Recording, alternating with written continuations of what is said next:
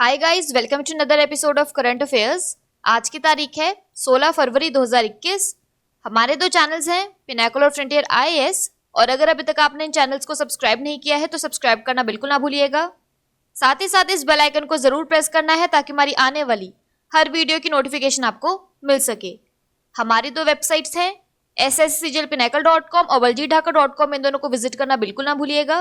और ये सेशन दोनों चैनल्स पर सुबह 4 बजे अवेलेबल हो जाता है। साथ ही साथ for daily videos, PDF and monthly magazine आप हमारे टेलीग्राम हैंडल्स फ्रंटियर आईएएस और एसएससीजीएल पिनाकल ऑनलाइन को ज्वाइन जरूर करें। स्टार्ट करेंगे प्रीवियस क्विज के साथ। मैंने आपसे पहला क्वेश्चन पूछा था कि भारत में किस नेता की पुण्यतिथि समर्पण दिवस के रूप में मनाई जाती है, तो इसका सही जवाब था पंडित दीनदयाल उपाध्याय।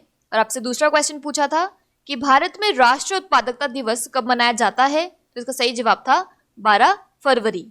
स्टार्ट करेंगे फर्स्ट क्वेश्चन। देखो आज के सेशन का, प्रधानमंत्री मोदी ने किस राज्य में भारत के पहले अंतरराष्ट्रीय क्रूज टर्मिनल का उद्घाटन किया है, तो इसका सही जवाब है ऑप्शन नंबर सी, केरल।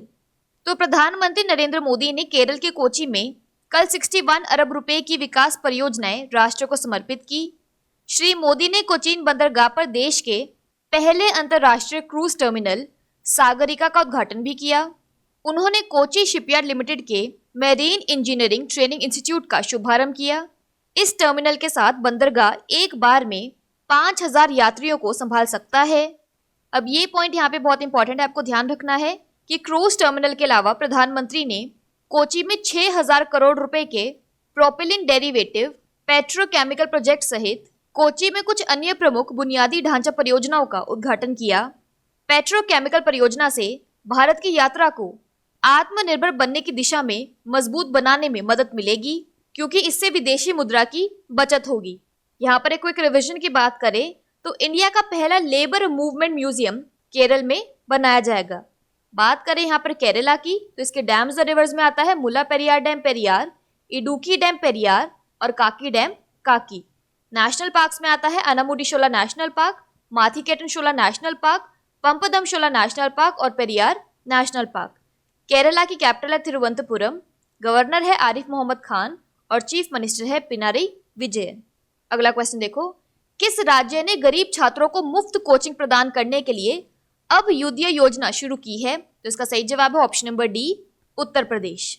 तो उत्तर प्रदेश के मुख्यमंत्री योगी आदित्यनाथ ने अभ्युदय योजना शुरू की है। इस योजना का उद्देश्य ऐसे सभी छात्रों को सहायता प्रदान करना है जो अपनी वित्तीय स्थिति के कारण परीक्षाओं की तैयारी करने में असमर्थ हैं। कोचिंग सेंटर पहले मंडल स्तर यानी डिविजनल लेवल पर और फिर दूसरे चरण में जिला स्तर यानी डिस्ट्रिक्ट लेवल पर स्थापित किए जाएंगे। फ्री कॉस्ट कोचिंग संस्थान बसंत पंचमी यानी 16 फरवरी से देवी सरस्वती की पूजा के बाद शुरू किए जाएंगे।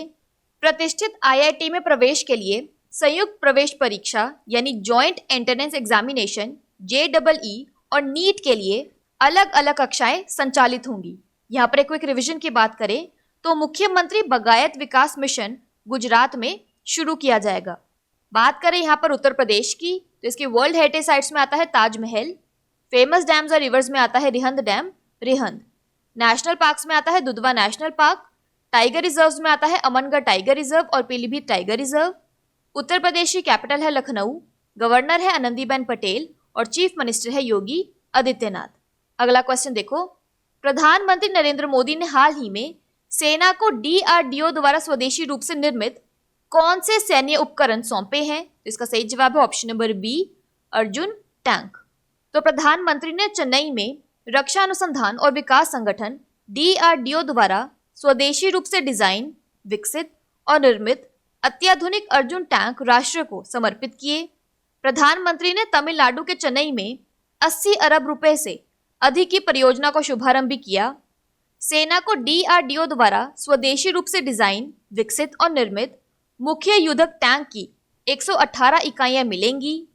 अर्जुन मेन बैटल टैंक परियोजना की शुरुआत 1972 में DRDO ने combat vehicles research and development establishment CVRDE में की थी। इसका उद्देश्य बेहतर, उच्च गतिशीलता और उत्कृष्ट सुरक्षा के साथ अत्याधुनिक टैंक बनाना था। यहाँ पर एक रिवीजन की बात करें तो DRDO और भारतीय सेना यानी इंडियन आर्मी ने भारत की 9 mm की पहली स्वदेशी मशीन पिस्तौल तैयार की है। पिस्तौल का नाम अस्मी रखा गया है, जिसका अर्थ गर्व, आत्मसम्मान तथा कठिन परिश्रम है। अगला क्वेश्चन देखो, मैपिंग लव नामक पुस्तक किसने लिखी है? तो इसका सही जवाब है option number D, Ashwini Iyer Tiwari. तो फिल्मकार अश्विनी अय्यर तिवारी ने अपने पहले फिक्शन उपन्यास मैपिंग लव के साथ लेखन जगत में अपना पहला कदम रखा। 41 वर्षीय निर्देशक की पुस्तक का प्रकाशन इस वर्ष मई में रूपा प्रकाशन द्वारा किया जाएगा। यहाँ उन्हें तस्वीर में देखिए। नील बटे सन्नाटा, बरेली की बर्फी जैसी प्रशंसित फिल्मों के लिए जाने जाने वाली अय्यर तिवारी ने इस पुस्तक को लिखने में 3 साल का समय लिया। यहाँ पर एक क्विक रिवीजन की बात करें तो gazing eastwards of Buddhist monks and revolutionaries in China पुस्तक रोमिला थापर ने लिखी है। अगला क्वेश्चन देखो, महाराजा सुहेल देव स्मारक किस राज्य में स्थापित किया जाएगा? इसका सही जवाब है ऑप्शन नंबर सी, उत्तर प्रदेश। तो प्रधानमंत्री नरेंद्र मोदी वीडियो कॉन्फ्रेंसिंग के माध्यम से महाराजा सुहेल देव स्मारक और चितौरा झील के विकास कार्यों की आधारशिला रखेंगे। उत्तर प्रदेश के बहराइच में यह कार्यक्रम महाराजा सुहेल देव की जयंती के उपलक्ष्य में आयोजित किया जा रहा है। इस विकास परियोजना में महाराजा सुहेल देव की अश्वारोही प्रतिमा स्थापित की जाएगी तथा इसके साथ ही चितौरा झील के आसपास कैफेटेरिया, अतिथि गृह और चिल्ड्रन पार्क जैसी सुविधाएं विकसित की जाएंगी। महाराजा सुहेल देव को देश के प्रति उनकी सेवाओं और समर्पण के लिए याद किया जाता है। वे हमेशा से ही लोगों के लिए प्रेरणा का स्रोत रहे हैं। यह स्मारक स्थल पर्यटन के नजरिए से भी काफी फायदेमंद होगा। नेक्स्ट क्वेश्चन है, राष्ट्रीय संस्कृति महोत्सव किस राज्य द्वारा आयोजित किया गया है? तो इसका सही जवाब है ऑप्शन नंबर सी, पश्चिम बंगाल। तो केंद्रीय संस्कृति मंत्रालय ने पश्चिम बंगाल में राष्ट्रीय संस्कृति महोत्सव के 11वें संस्करण का आयोजन किया है। यह कार्यक्रम 14 से 16 फरवरी को कूच बिहार में, 22 से 24 फरवरी को दार्जिलिंग में और 27-28 फरवरी को मुर्शिदाबाद में आयोजित होने वाला है। यह राष्ट्रीय संस्कृत महोत्सव विभिन्न संस्कृतियों के लोगों के बीच आपसी समझ और संबंधों को बढ़ाएगा, जिससे भारत की एकता और अखंडता मजबूत होगी। बात करें यहाँ पर वेस्ट बंगाल की, तो इसके यूनेस्को वर्ल्ड हेरिटेज साइट्स में आता है Sundarban wildlife sanctuary. West Bengal की कैपिटल है कोलकाता, गवर्नर है जगदीप धनखड़ और चीफ मिनिस्टर है ममता बनर्जी। अगला क्वेश्चन देखो, मालदीव को ग्रेटर माले कनेक्टिविटी प्रोजेक्ट के लिए कौन सा भारतीय बैंक $400 मिलियन से वित्त पोषित करेगा? तो इसका सही जवाब है option number C, Exim bank.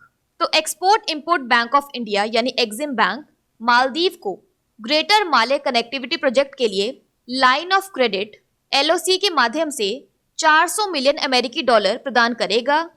LOC के तहत समझौता 28 जनवरी 2021 से प्रभावी होगा। 6.7 किलोमीटर ग्रेटर माले कनेक्टिविटी प्रोजेक्ट यानी GMCP मालदीव में सबसे बड़ा नागरिक बुनियादी ढांचा परियोजना होगी, जो 3 पड़ोसी द्वीपों विलिंगली, गुलीफाहू और थिलाफुशी के साथ माले को जोड़ती है। भारत सरकार मालदीव में एक प्रमुख कनेक्टिविटी परियोजना के कार्यान्वयन के लिए $400 मिलियन ऋण व्यवस्था और $100 मिलियन अनुदान के माध्यम से वित्त पोषित करेगी। इसके CEO हैं डेविड रेस्क्विना और हेडक्वार्टर है मुंबई में। बात करें मालदीव्स की, तो इसकी कैपिटल है माले और करेंसी है मालदीवियन रुपया। नेक्स्ट क्वेश्चन है, प्रसिद्ध काला घोड़ा कला महोत्सव किस राज्य में मनाया जाता है? तो इसका सही जवाब है ऑप्शन नंबर बी, महाराष्ट्र। तो काला घोड़ा कला महोत्सव 6 से 14 फरवरी को मुंबई में आयोजित किया गया। इसकी शुरुआत 1999 में हुई थी। इस साल का त्योहार काला घोड़ा कला महोत्सव का 22वां संस्करण था। यह मुंबई में सबसे बड़ा बहुसांस्कृतिक त्योहारों यानी मल्टी कल्चरल फेस्टिवल्स में से एक है। इस साल महोत्सव महामारी की स्थिति को ध्यान में रखते हुए डिजिटल रूप से आयोजित किया गया। अगला क्वेश्चन देखो, ऑक्सफोर्ड यूनिवर्सिटी स्टूडेंट यूनियन के अध्यक्ष चुनी जाने वाली पहली भारतीय महिला कौन बन गई है? तो इसका सही जवाब है ऑप्शन नंबर बी, रश्मि सामंत। तो रश्मि सामंत ने ऑक्सफोर्ड विश्वविद्यालय के छात्र संघ की अध्यक्ष चुने जाने वाली पहली भारतीय महिला बनने के बाद इतिहास बनाया है। उन्होंने अपने घोषणा पत्र में विश्वविद्यालय पाठ्यक्रम में औपनिवेशिक सोच यानी डीकॉलोनाइजेशन कम करने और कार्बन उत्सर्जन कम करने का वादा किया है। रश्मि सामंत विश्वविद्यालय के अंतर्गत MSc एनर्जी सिस्टम की पढ़ाई कर रही हैं। छात्र संघ चुनाव में उन्हें भारी मतों से जीत हासिल हुई है। नेक्स्ट क्वेश्चन है, जस्टिस पुष्पा गनेदीवाला ने हाल ही में किस उच्च न्यायालय में अतिरिक्त न्यायाधीश के रूप में शपथ ली? तो इसका सही जवाब है option number B, Bombay high court. तो बॉम्बे हाई कोर्ट की जस्टिस पुष्पा गनेदीवाला ने 1 और साल के लिए उच्च न्यायालय के अतिरिक्त न्यायाधीश के रूप में शपथ ली। उन्होंने यौन शोषण मामलों में 2 विवादास्पद फैसले सुनाए थे। यहाँ उन्हें तस्वीर में देखिए। बॉम्बे हाई कोर्ट की नागपुर पीठ के वरिष्ठतम न्यायाधीश जस्टिस नितिन जामदार ने उन्हें इस पद की शपथ दिलाई। शपथ ग्रहण समारोह में वस्तुतः बॉम्बे हाई कोर्ट के मुख्य न्यायाधीश दीपांकर दत्ता उपस्थित थे। बात कर लेते हैं आज के सेशन के क्विक समरी की। तो इंडिया के पहले full fleshed international cruise terminal का उद्घाटन केरला में किया गया। अब युद्धीय स्कीम उत्तर प्रदेश में शुरू की गई है।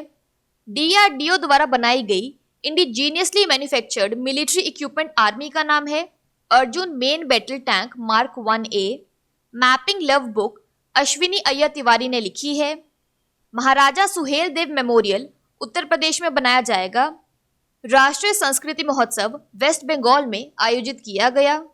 ग्रेटर माले कनेक्टिविटी प्रोजेक्ट के लिए एक्सिम बैंक ने $400 मिलियन का फाइनेंस प्रोवाइड किया है। काला घोड़ा आर्ट फेस्टिवल महाराष्ट्र में सेलिब्रेट किया जाता है।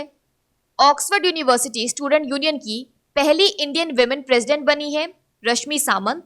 और justice Pushpa Ganediwala Bombay high court के एडिशनल जज बन गई हैं।